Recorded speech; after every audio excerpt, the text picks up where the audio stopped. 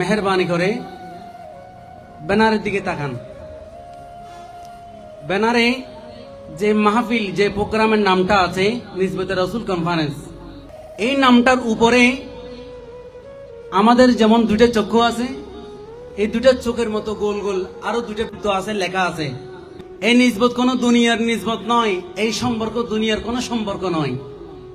সেখানে দেখতে পাচ্ছেন আসহাবে রাসূল, আর একটা হচ্ছে আহলে বাইতে রাসূল। সুবহানাল্লাহ। আসহাবে রাসূল অর্থাৎ নবীজির যারা সাহাবী, নবীজিকে চামড়ার চোখে দেখেছেন, ঈমান এনেছেন, ঈমান থাকা অবস্থায় ওফাত বরণ করেছেন, ইন্তেকাল হয়েছেন, এনাদেরকে বলা হয় আসহাবে রাসূল, নবীর সাহাবী। সুবহানাল্লাহ। বাম পাশে দেখতে পাচ্ছেন আহলে বাইতে রাসূল। আহলে বাইতে রাসূল